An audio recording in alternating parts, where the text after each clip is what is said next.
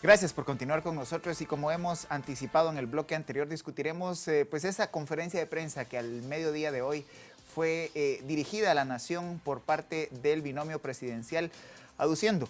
la reconciliación y la lima de asperezas, limar asperezas entre ambos mandatarios, pero también decisiones trascendentales como la del cierre de gobierno, la cual se efectuará el 31 de diciembre de los corrientes. Para analizar esta conferencia de prensa, sus alcances y la posibilidad que esto pues atenúe la molestia ciudadana que ha llevado a miles de guatemaltecos a la plaza central, pues es uno de los escenarios que estaremos discutiendo con los expertos esta noche y nos acompañan ya por la vía virtual el doctor Hoffman, quien antropólogo, quien estará con nosotros analizando los impactos que esto puede tener, y el licenciado, el licenciado Ricardo Barreno, que también ya nos acompaña por la vía virtual, analista político y invitado de esta casa ya, conocido de esta casa. Bienvenidos ambos y muchas gracias por acompañarnos. Es muy amable. Muchas gracias. Bueno, buenas noches a ambos, un gusto tenerlos aquí con nosotros. Doctor Hoffman, si nos puede empezar pues contando respecto a sus impresiones a esta conferencia de prensa, ¿no? Hace 2 semanas aproximadamente veíamos una distancia considerable entre el presidente y vicepresidente y pues hoy vemos una unión, ¿verdad? Un llamado a la unidad, de dónde surge también esta reconciliación entre ambos. Guatemala vive una fuerte sacudida social y política que detonó, digamos, con una serie de situaciones de hartazgo ciudadano que dieron por origen, digamos, que emergieran esas grietas que dentro del gobierno eran secretos a voces y que incluso empezaron a darse cada vez muestras más altas de discordia y de distancia entre el presidente y el vicepresidente. Creo que esta es una muestra, digamos, de la crisis política y de lo que ha tenido que hacer el presidente Yamatei con respecto a esto, después de una interminable seguidilla de días en donde no aparecía en público, finalmente aparece en público con un consenso que oxigena al menos un poco al gobierno central y permite de alguna forma jalar la atención pública hacia un debate sobre el deber ser de Guatemala. Sin embargo, todavía hay líneas de fuego que no están resueltas. La línea del Congreso es una línea muy difícil de resolver y la crisis institucional que tienen en este momento las instituciones que administran la justicia y el organismo judicial, pues son importantes también de establecer. Así que en Guatemala se vive una grave crisis institucional y el presidente Yamatei, por lo menos pienso yo, que dio un primer paso en búsqueda de la solución del problema. El tema estará más en si está a tiempo o no de poder realizar ese tipo de acción que plantea y si esa luna de miel anunciada en este momento no se vuelve a romper en algún momento debido pues, a las tensiones evidentes que hay entre presidente y vicepresidente. Licenciado Ricardo Barreno, pocos días han pasado de las dos conferencias de prensa que generaron pues mucha confusión en la población. Por un lado, el presidente reafirmando que no iba a vetar el proyecto de presupuesto 2021, la ley, el decreto de presupuesto que aprobaba el presupuesto 2021. Y por otro lado, minutos más tarde, el vicepresidente denunciando que tanto el presidente como él, como vicepresidente, eran la causa de los problemas del país y hacía un llamado a la renuncia del binomio presidencial. Pocos días, insisto, han pasado desde este día y el día de hoy vemos un giro total, 180 grados. ¿Qué puede esperar la población en el inicio del año 2021? Siendo que hay temas de mucho reto para la política pública y para las autoridades actuales.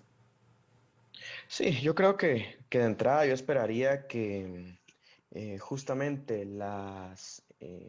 muestras que en el discurso se dieron en cuanto a la unidad nacional, en cuanto a la claridad que se tenga para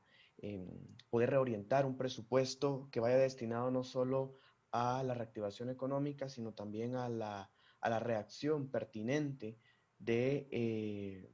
las tormentas que azotaron el país, sumado a esa funcionalidad sostenida de las instituciones, que es lo que se demanda en la plaza, pudiera ser una realidad en el 2021. ¿Cuál es de entrada el problema que yo veo? Si bien es cierto, fue oportuna y creo que hasta alentadora la, esta muestra de madurez política, de salir ambos líderes del país coordinados, con claridad, mencionándose mutuamente en el discurso, habrá que esperar si justamente el 2021 nos trae sorpresas como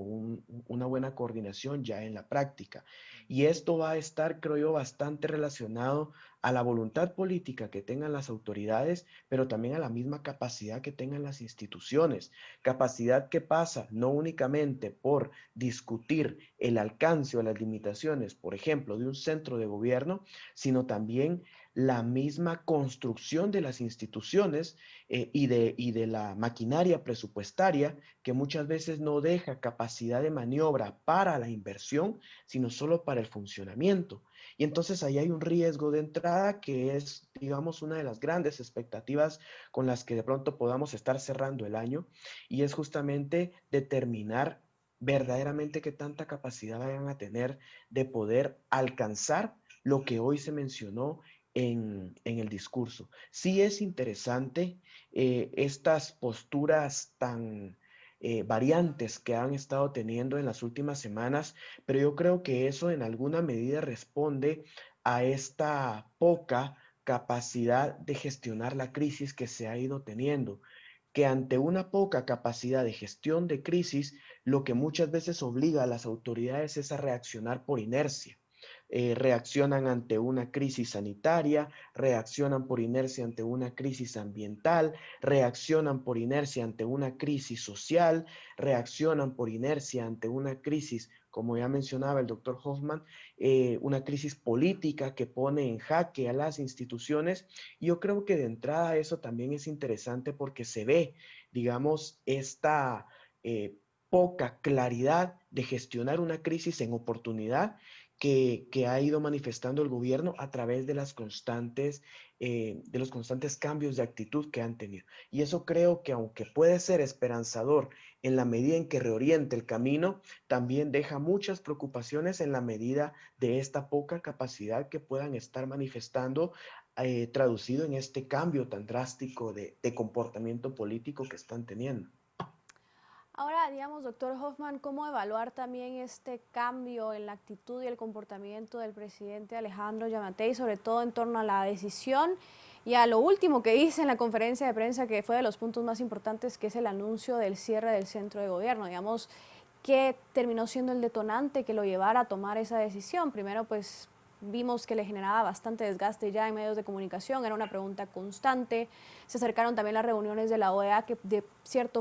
hasta cierta forma, digamos, pudieron ejercer cierta presión, o también la presión ciudadana que ya era bastante considerable en torno a este punto. Digamos, ¿qué detona el que el presidente decida tomar también esta decisión en torno al centro de gobierno?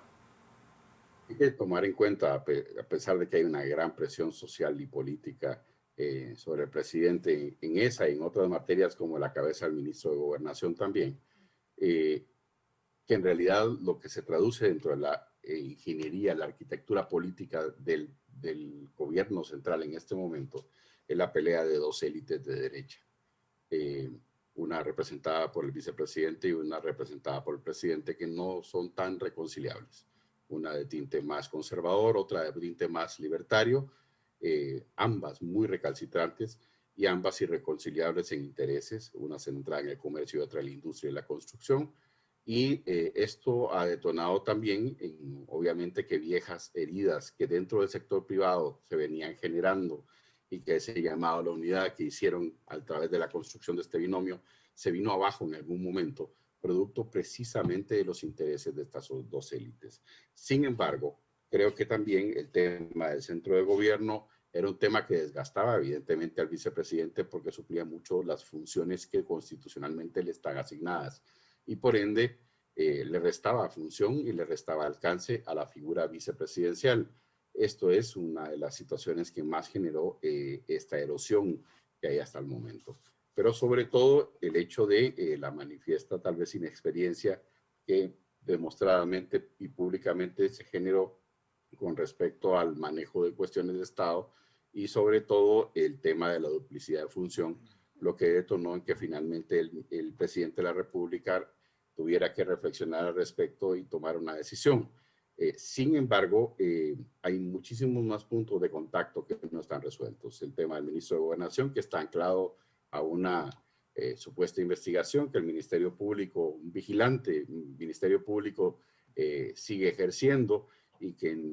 pues no sabemos cuál será el resultado. El tema del Congreso de la República y las situaciones que realmente se están dando a la luz pública en frente de todos nosotros y que son una bofetada a la dignidad de los guatemaltecos, y el tema del manejo de evidentemente manoseadas cortes en donde están contrapuestas una suprema con otra suprema, como es la Corte de Constitucionalidad, y la búsqueda de la toma del poder para buscarse jueces a medida o jueces que realmente se dicten en favor de intereses y no realmente de los intereses del país. Así que creo que en realidad estamos en una grave y compleja crisis que no se resuelve únicamente con el planteamiento anual de las renuncias de secretarios y ministros y la evaluación que siempre se da de los mismos. Tampoco creo que realmente el centro de gobierno y su desaparición resuelva la crisis, porque en realidad no fue un punto que detonó demasiado. Sigue siendo el Congreso de la República el problema más grave que tenemos en este momento y en donde en realidad existe mucho manoseo político y donde los guatemaltecos tenemos que ver muchísimo qué hacemos al respecto. Tenemos que buscar soluciones ahí para que los consensos se realicen. No es una vía viable el tema de la reforma constitucional porque sería efectuada prácticamente por los mismos diputados o las mismas expresiones que están en el Congreso. Así que en realidad necesitamos sí una reflexión de país, pero no tienen suficiente dignificación esos dignatarios porque sus dignantes les han retirado el apoyo. Ahora, licenciado Barreno, pareciera que hay decisiones de gobierno que le atribuyen a partir de ahora al vicepresidente funciones de Estado importantes, entre ellas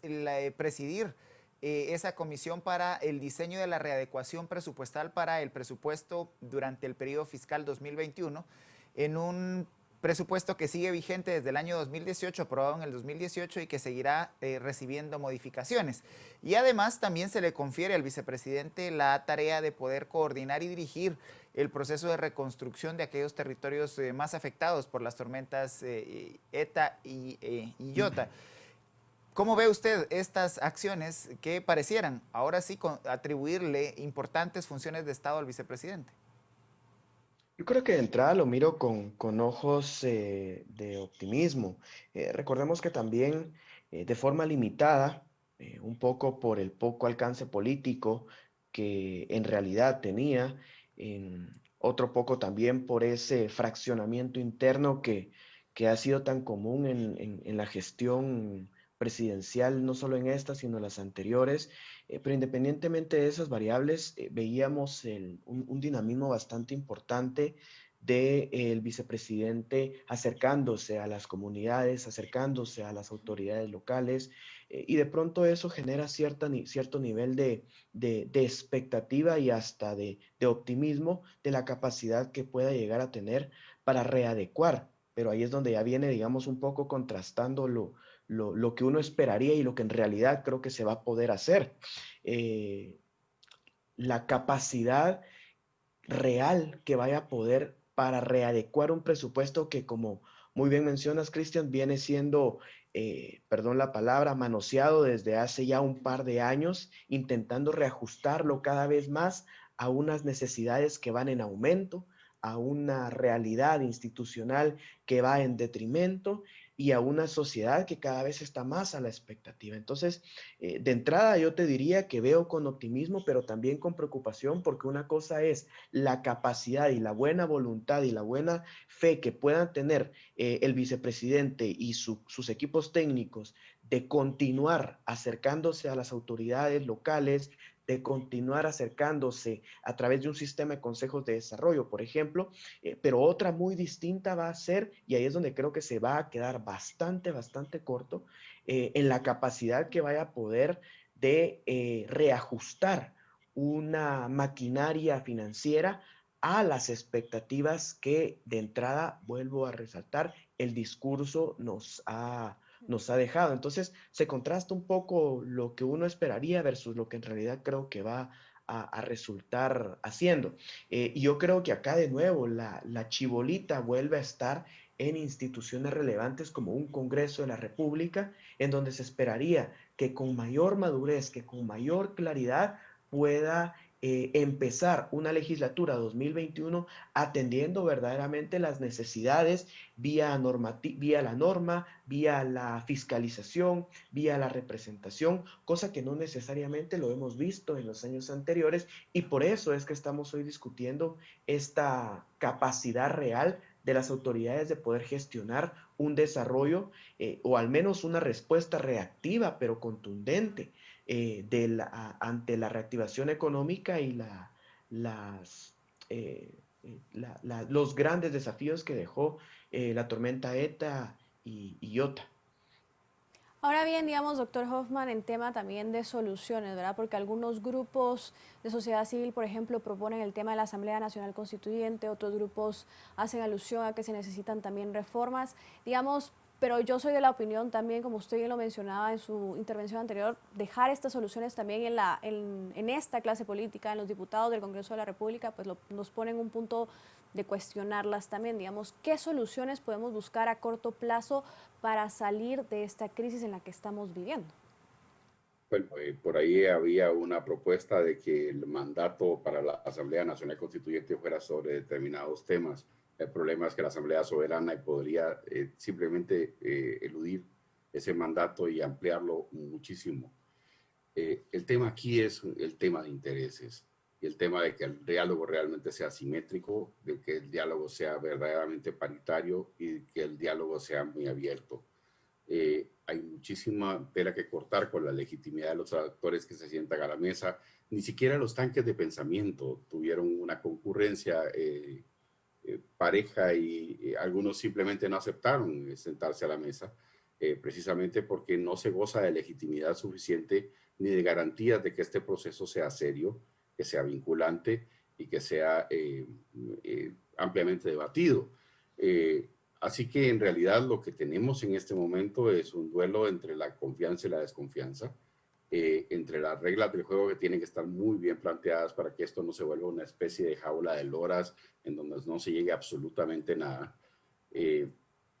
o que sea una especie de torre de Babel que simplemente gane tiempo para un régimen que está en este momento con falta de oxígeno para continuar. Yo creo que es importante que si vamos a plantear soluciones de país, tenga que ser sobre la base, obviamente, del diálogo, pero también sobre ciertas cabezas visibles, porque incluso la contraparte social es prácticamente un personaje grupo que no tiene en este momento referentes bajo los cuales se pueda conducir o se puedan sentar a la mesa. Doctor Hoffman, Así una que variable más. Sí. Una variable más respecto del análisis que está planteando. ¿Con qué partidos políticos se podría ir a una eventual Asamblea Nacional Constituyente? Es decir, estaríamos prácticamente convocando una Asamblea Nacional Constituyente en manos de los partidos que actualmente están representados en el Congreso de la República. ¿Habría posibilidades de crear partidos alternativos antes de convocar a una eventual Asamblea Nacional Constituyente? No bajo las actuales reglas y con el actual Tribunal Supremo Electoral. El problema es grave porque al final de cuentas contamos con esos vehículos que son verdaderos cascarones electorales, que no son partidos políticos porque no intermedian entre la sociedad y el Estado y que lejos de eso tampoco tienen disciplina lo suficientes como para gobernar a sus diputados que se convierten en extorsionistas del Estado y en negociantes de lo público. Creo que es importante que si vamos a plantear una situación como esta, lo primero que tenemos que plantear es una apertura del sistema electoral y una forma de mejor de elegir nominalmente a las personas que realmente representen a Guatemala en una Asamblea Nacional Constituyente. En el momento actual y con las reglas del juego actual, los mismos partidos políticos representados en el Congreso tendrían que ser los que verdaderamente postulen nuevamente planillas para ser electas para esa Asamblea Nacional Constituyente, o el mismo Congreso por 2/3 partes, una mayoría calificada, podría intentar reformar la Constitución. De nuevo es un tema de legitimidad. Y es un tema también de que los vehículos, que el sistema de partidos políticos no es un sistema de partidos políticos, ni siquiera tiene partidos políticos legítimos, y por lo tanto estamos en una grave crisis democrática en donde tampoco tenemos una participación social que realmente tenga un norte y que necesitamos vehicular. Necesitamos empezar a dialogar en serio, necesitamos empezar a reformar esos partidos para poder convocar a una verdadera Asamblea Nacional Constituyente. De momento creo que eso es una imprudencia, porque estaríamos prácticamente con el tema de la falta de democracia interna de estos partidos eligiendo a los mismos diputados que tenemos expresados actualmente en el Congreso. Ahora, licenciado Barreno, también en este tema de acuerdos mínimos, digamos, ¿qué acuerdos mínimos se deben promover también desde todas las partes de sociedad civil, ¿verdad?, academia, para realmente transformar este sistema que, si vemos, caemos en un círculo vicioso año con año en el que volvemos a enfrentarnos justamente a los mismos problemas? Digamos, ¿en qué líneas, en qué reformas deben ir estos acuerdos mínimos? Yo creo que hay varios frentes ya construidos, varias agendas ya discutidas de por dónde poder empezar. Regularmente una de las que más fuerza se le apunta y en las que incluso más se cree es empezar la reconstrucción del país desde una reforma política que implique tres grandes frentes: reforma a la ley electoral y de partidos políticos, reforma a la Constitución, para fortalecer el sistema de justicia. El problema con ello es que ya se ha intentado, digamos, a través de esa vía, mejorar o reoxigenar la democracia desde el sentido de generar bienestar ciudadano, pero no ha, digamos, alcanzado los frutos esperados, no solo para el bienestar ciudadano, sino también para estos ejercicios de generar legitimidad de las instituciones y del actuar de las autoridades. También otro de los frentes que se ha intentado discutir, aunque en menor medida, es rescatar la democracia desde los espacios locales. Y ahí es donde se intenta, digamos, empezar la discusión desde la trilogía de leyes, que es reflexionar sobre y actualizar un código municipal, una ley de consejos de desarrollo urbano y rural, una ley de descentralización, a fin de ir rescatando esas instituciones que por naturaleza son las de mayor cercanía a la ciudadanía y que en teoría deberían de conocer y atender con mayor prontitud esas necesidades, empezando por las municipalidades en coordinación con los consejos de desarrollo. También se ha intentado, digamos, desde estos frentes ir generando esfuerzos, pero también nos hemos topado un poco con estas amplias discusiones que se han tenido, incluso multisectoriales, pero pocos consensos. Y eso es, digamos, el error que no debemos de volver a cometer. También otro de los frentes en donde se ha intentado generar esa reoxigenación del sistema, y esta todavía creo yo en menor medida que las otras, ha sido vía la profesionalización de las autoridades, de los empleados. Y ahí se habla un poco sobre mejorar los mecanismos de transparencia,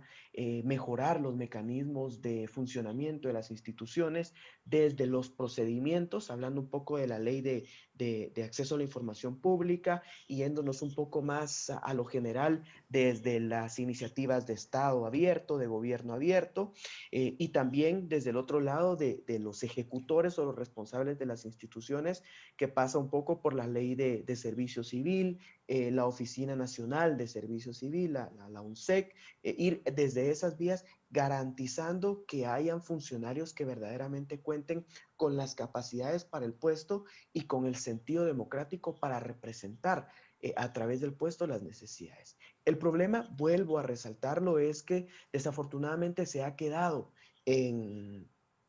amplias e interesantes discusiones, pero verdaderamente con pocos alcances. ¿Cuál creería yo que podría ser una solución? Pues de entrada, y aunque parezca muy contradictorio, yo creo que toda crisis siempre tiene la oportunidad y al menos levanta las expectativas de que ahora sí podemos llegar a un diálogo. Es retomar mesas multisectoriales, pero de entrada el desafío es que sean verdaderamente representativas. Pues menuda Otro tarea. de los Menuda tarea que le ha puesto el licenciado Barreno al binomio presidencial para poder darle conducción al Estado de Guatemala. A ambos el agradecimiento por acompañarnos y el haber tomado esta comunicación para dirigirse a la audiencia de Canal Antigua. Muy buenas noches. Feliz noche. Buenas noches. Marinés, pues cerramos una jornada y una semana más, no sé cómo definirla, agitada. Así es como siempre en este país, Cristian, sin alguna duda. Pero bueno, ya estamos a final de año, entonces también habrá que ver si la agenda en estos momentos también se empieza a apagar, a ver también qué sucede con todas estas discusiones. Y como hicimos hace 8 días el llamado a todos aquellos que vayan a manifestar el día de mañana a la plaza